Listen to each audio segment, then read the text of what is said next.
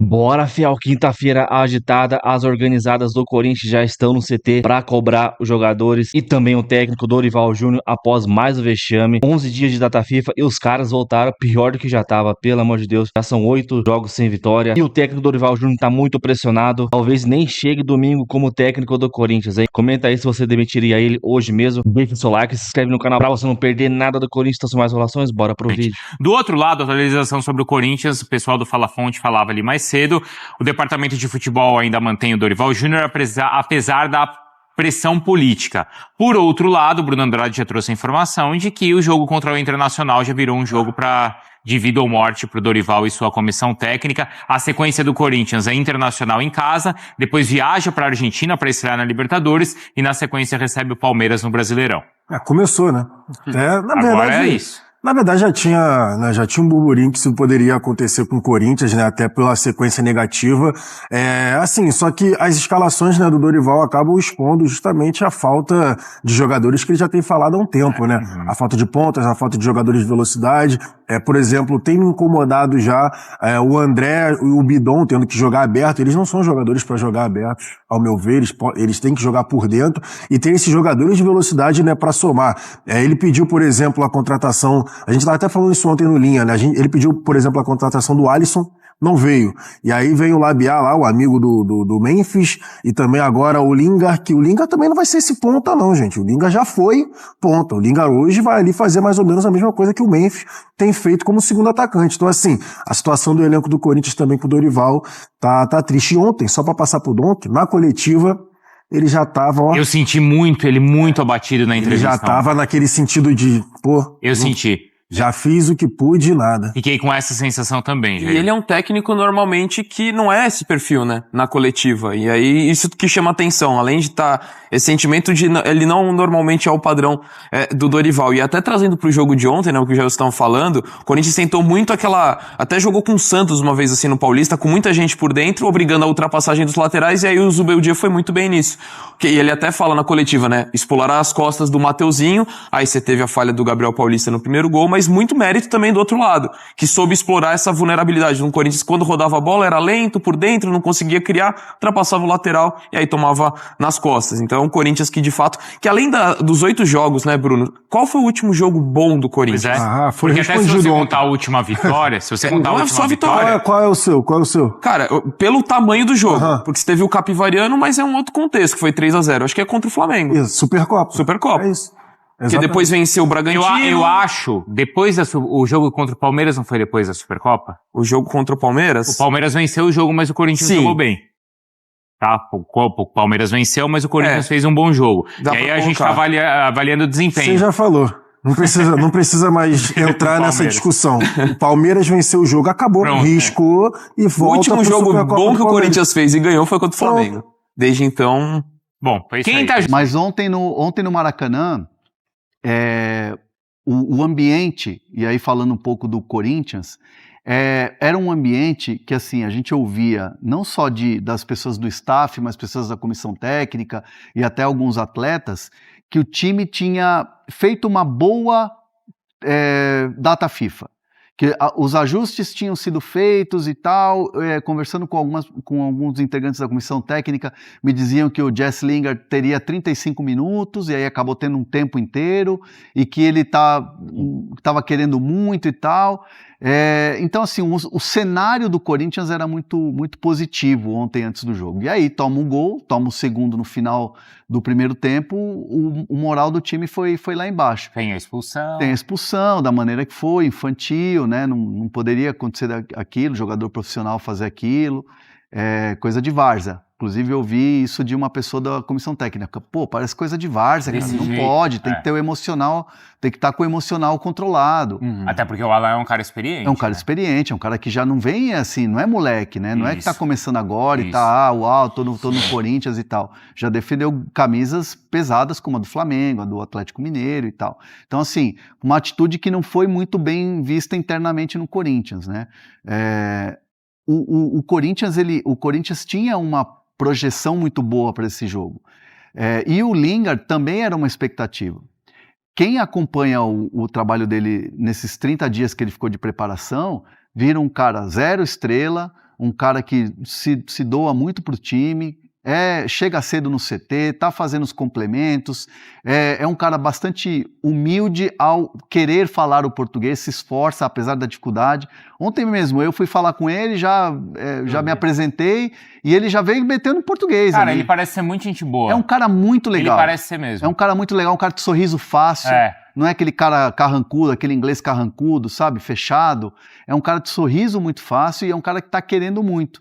Então, assim, tinha um ambiente, um entorno muito legal em volta dessa possível, dessa estreia que acabou acontecendo no segundo tempo. E os gols que ele errou um gol que é mérito total do Fábio, que é um monstro de goleiro, e assim, na avaliação da comissão técnica, não dá para colocar na conta, se o Lingard tivesse feito o gol, o Corinthians poderia melhorar no placar e tal, incendiar o jogo, aquela coisa toda. Entendem que é um processo de adaptação do jogador, que é natural, uma jogada ou outra, e não adianta, ele vai ter tempo de maturação dentro do time. Então, assim, foi muito positiva a estreia dele, no olhar e na avaliação da comissão técnica. O que não foi legal foi o jogo e o resultado, principalmente. E o passe pro chute do Lingard foi do Labiade ainda também. Foi Labiade, então... o Zacaria. Já tinha entrado contra o Coritiba e entrou ontem. Entrou ontem. Segunda partida só dele pelo Corinthians.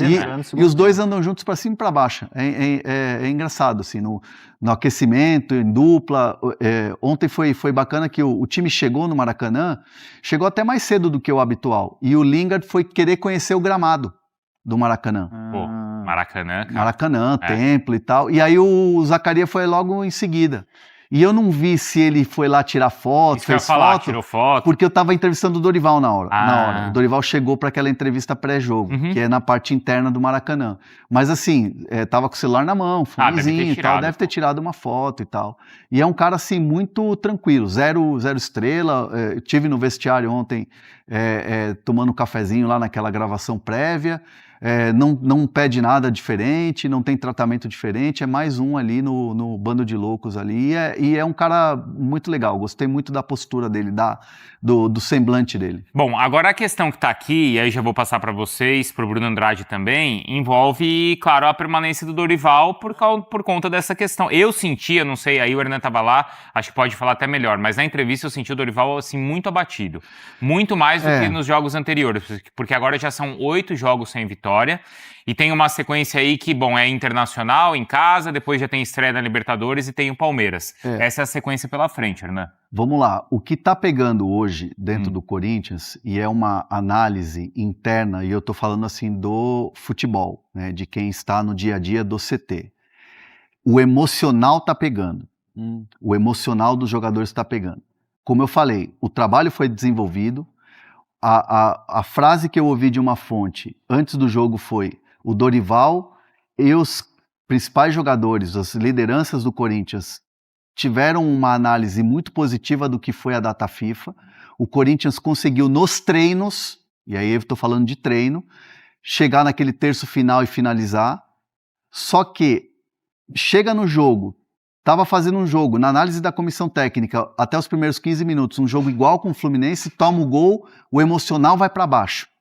Aí pesa 8 jogos, aí pesa a pré-temporada que foi curta, já com um jogo grande do Paulista e eliminação, a final da Supercopa, que os caras ganharam, o calendário final ali da Copa do Brasil no dia 21, que foi o último jogo. Não teve férias. Não teve férias, então assim, tudo isso, na análise da comissão técnica, tá pesando agora nos resultados. E os caras não conseguem. Uma coisa é você treinar no CT e tá lá, não tem ninguém, não tem torcida, não tem pressão por resultado. O trabalho flui muito mais. Só que é uma preparação para o jogo. E ontem foi muito claro, na análise interna da comissão técnica e de alguns atletas, de que o emocional pega. O emocional no sentido de tipo assim, cara, a pressão vai ser grande se perder mais um jogo. E é o que está acontecendo. Na minha visão, é bem isso que o Hernan falou, do emocional. Você vê o semblante deles, assim, quando você toma o gol, até do Dorival, assim, é um pouco de opinião, mas vendo ali o jogo e tudo mais, mas cabe opinião com o que a gente tá vendo. Um semblante de mais abatido. Um cara que antes era mais enérgico na beirada do campo, era um cara que gritava mais. Eu senti ele um pouco mais abatido, até o Hernan pode trazer mais detalhes. E tinha cobrança da diretoria por um time mais ofensivo. E aí o Hernan traz a informação que durante a data FIFA, os treinos do Corinthians estavam sendo mais efetivos, estava conseguindo treinar mais no último, acertar mais no último terço de campo, que era uma cobrança da diretoria por um time mais ofensivo. Então, se nos treinos durante a data FIFA estava conseguindo, é difícil você chegar no jogo, tomar o gol e já se abater emocionalmente. E outra, você vem de 7 jogos sem vencer. Sim. 7. Aí você pega o Fluminense no Maracanã e o Fluminense ganha de todo mundo. Aí estoura, né? Aí estoura. E aí pela frente é Internacional, o Bruno Andrade é em casa, o Inter vinha de uma boa sequência. Ontem estava até perto da 3ª vitória, mas o Calera empata, mas já é uma certa invencibilidade. E depois tem estreia na Libertadores e tem o Palmeiras pela frente, Bruno.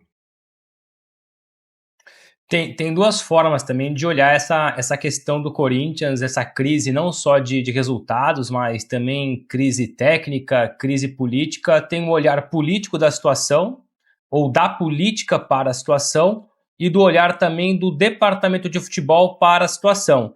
Eu tenho aqui uma apuração em andamento, o André Hernan também tem, a gente tem tentado aí nas últimas horas mais detalhes, mais pormenores, mas na visão política, e depois eu entro na visão do departamento de futebol, na visão política do Corinthians, o jogo contra o Inter é tratado de vida ou morte para o Dorival Júnior.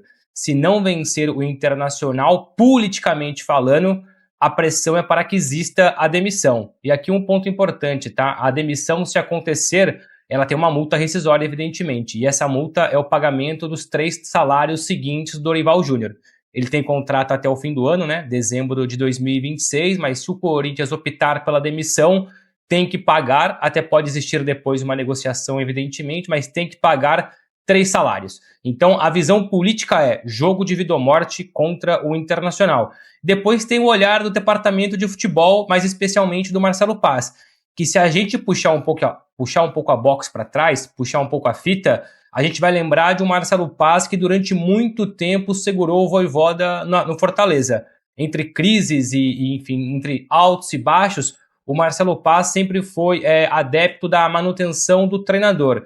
E daquilo que nós temos escutado nas últimas horas é que no olhar do Marcelo Paz, ou pelo olhar do Marcelo Paz, é uma continuidade de trabalho, se for possível. A questão é que o Marcelo Paz não assina os contratos no Corinthians por último, né? Por último é sempre o presidente, o Osmar Stabile. Então eu não sei também aqui como tem sido tudo muito novo de ontem para hoje, até tentar ouvir também o Felipe e o Hernan, se também para eles essa é a visão. Mas do que eu ouvi de ontem para hoje, mas especialmente pela manhã, é olhar político. Jogo contra o Inter, vida ou morte para o futuro do Dorival Júnior. No olhar do departamento médico, do departamento de futebol, se dependesse exclusivamente do Marcelo Paz, ele ainda levaria esse trabalho adiante mais um tempo. Não, existem 3 pontos importantes para a gente falar desse momento Dorival, que entra na questão política, entra na questão do trabalho e, obviamente, ele se desenrola por causa da falta de desempenho. O Osmar Stabile, por várias vezes a gente viu que ele dá a palavra final, a canetada final. E a canetada final do presidente Osmar Stabile, ela é muito em função da política do Corinthians que ferve. Então tem muita gente do Parque São Jorge que fica ali próximo ao presidente que diz o seguinte: o Dorival veio pelas mãos do Augusto Melo. Então, assim, se não tem resultado, tá na hora de trocar, tá na hora de trazer alguém com convicção dessa gestão nova. Mas o presidente Osmar Stabile não é favorável também a uma mudança. Mas ele sabe que existe uma pressão política muito grande, e às vezes a pressão política ela acaba sendo maior do que você segurar alguma situação quando não tem o resultado. E aí é o desempenho e o resultado dentro do campo. O Marcelo Paz fica nesse meio de caminho, porque ele tá no CT, tá no dia a dia, tá com os atletas, tá com o Marcelo, mas também responde ao presidente. Aí a gente coloca alguns exemplos de reforços. Teve reforço que o Marcelo Paz foi lá, negociou, estava fechado, mas na hora de dar a canetada ao presidente não bateu por causa da gestão financeira, por causa de não gastar dinheiro, porque se o Corinthians se endivida mais ainda dos 3 bilhões quase que está batendo a dívida, bate a questão política em cima do Osmar Stabile. Então, assim, tudo isso acaba se refletindo também no futebol. O Dorival Júnior, e trazendo um pouco de apuração do lado do treinador, o Dorival está muito tranquilo em relação a uma possível demissão. Por quê? O Dorival chega pede reforços. Num primeiro momento, esses reforços não chegam. E foram prometidos, acho que, se não me engano, 4 reforços. Ele falou isso algumas vezes, né? Foram prometidos. Ele ganha, assim, ele ajuda o Corinthians a ganhar uma Copa do Brasil, uma Supercopa. E nessa janela, né, se a gente juntar o período que o Dorival está no Corinthians, foram 11 saídas e 7 chegadas. E algumas posições específicas que o Dorival queria, principalmente jogador de lado de campo, um substituto para o Yuri, que não vieram nessa janela. Então o Dorival tem as suas razões, o Dorival sabe que o trabalho pode melhorar, tem a questão emocional com os atletas, tem a questão do calendário da pré-temporada que foi atrasada pelo calendário e pela conquista que o Corinthians teve, pelas 2 conquistas, aliás, Copa do Brasil e Supercopa, e que essa oscilação é normal, mas ele está trabalhando para melhorar. E que se essa pressão toda tiver uma demissão dele, Dorival, ele sai tranquilo. Ele sai com a consciência de que o trabalho estava sendo desenvolvido e que os jogadores estão com o Dorival. A informação é essa. Os jogadores não querem a saída do Dorival. Os jogadores avaliam o trabalho Eles estão com o Dorival. Estão com o Dorival. Então, assim, é uma pressão política, é uma pressão externa em cima do trabalho do Dorival, de falta de resultado, de falta de desempenho, e que se você juntar tudo isso, é o que está acontecendo hoje no Corinthians. E até porque essa pressão que você falou do Parque São Jorge já minou o trabalho de alguns profissionais, né? Assim como o Fabinho Soldado. Por exemplo, o Fabinho Soldado saiu do Corinthians de uma certa maneira bem valorizado, depois da conquista da Copa do Brasil, depois foi pro Internacional. Então é uma pressão interna que a gente fala, né, do Parque São Jorge, que tem uma ala política muito forte e que influencia nas decisões do presidente. Você trouxe bem a questão do Marcelo Paz, né? Ele tinha assinado, entre aspas, o Kaique, do Bahia, o Alisson, do São Paulo. Sim. A venda do André também era uma questão que já tinha aval de membros da diretoria, não só do Marcelo Paz, né? A venda do André, Felipe, ela é um caso à parte. Ela é um caso à parte. O Corinthians precisa vender. O Marcelo Paz falou neste programa. Falou aqui, ali, ó. Ali onde está o Bruno Andrade, naquele quadradinho ali. Neste programa, falou assim, ó, precisa vender. Isso. A venda do André, o Corinthians pode rebater, o Corinthians pode negar, e é o seguinte, o André estava encaminhado com o Milan. Teve toda uma repercussão negativa da torcida, de rede social, que fez o Corinthians recuar nessa negociação. E teve um fator importante nessa história toda do André, que foi o Dorival Júnior ter ido na coletiva depois do jogo da Portuguesa e ter dado uma pancada falando que o jogador não tinha que sair por esse valor, que ele poderia se valorizar e ser vendido muito melhor no final da janela. E citamos aqui os bastidores falando do Beraldo no São Paulo, com o próprio Dorival. Então, isso também causa um certo incômodo político. Por quê? Porque quem está próximo ao Osmar Stabile falou, mas o Dorival fala o que ele quer aí da gestão, fala o que ele quer aí dos jogadores, né? O treinador às vezes tem que entender que o Corinthians precisa vender, tem que entender que quem manda é o presidente. Então tem muita coisa política aquela coisa da síndrome de poderes que acaba atrapalhando também nessas relações. E o Dorival está tranquilo, o Dorival é muito consciente de que precisa manter o André, precisa trazer reforços e quer ter um time competitivo na mão. O resultado não está vindo? Não está vindo. O próprio Dorival tem a consciência e ontem ele assume a responsabilidade sozinho, não divide com o elenco. E isso faz com que o elenco olhe para o treinador e acolha o treinador. Me arrisco a dizer que o jogo contra o Internacional, a postura do Corinthians vai ser uma postura de jogar pelo Dorival. É mesmo? Me arrisco com muita tranquilidade de dizer isso. Que os caras estão fechados com o Dorival. Você dá uma resposta rápida, né? Então, se você não der domínio... Gente, se a gente não fizer, vai estourar no treinador e o treinador não é o culpado, a gente sabe disso. O elenco deve agir assim. E também tem uma situação em que, se sai o Dorival... o jogador fica na linha do tiro. Exatamente. Aliás, a Gaviões já foi lá hoje. Já foi lá. Chegou do Rio de Janeiro e já foi conversar com os jogadores. Conversar com os caras. Tem algumas... Aliás, o Hernan... Fala, Bruno. Eu vou ler depois umas mensagens no chat, porque as mensagens estão boas, hein? Estão boas, mas vamos lá, Bruno. O Hernan citou bem a coletiva do Dorival, quando ele fala da venda ou não venda do André, que isso perante ao grupo passa uma mensagem positiva, e o Hernan confia que o grupo quer a manutenção do Dorival, que vai jogar pelo Dorival, Mas aí também eu vou olhar um outro lado dessa coletiva. Essa coletiva, a gente sempre já teve conhecimento aqui dos pormenores, dos bastidores, do Kaique, do Alisson, enfim, de outros problemas, outras negociações que não foram para frente, que caíram, etc, etc.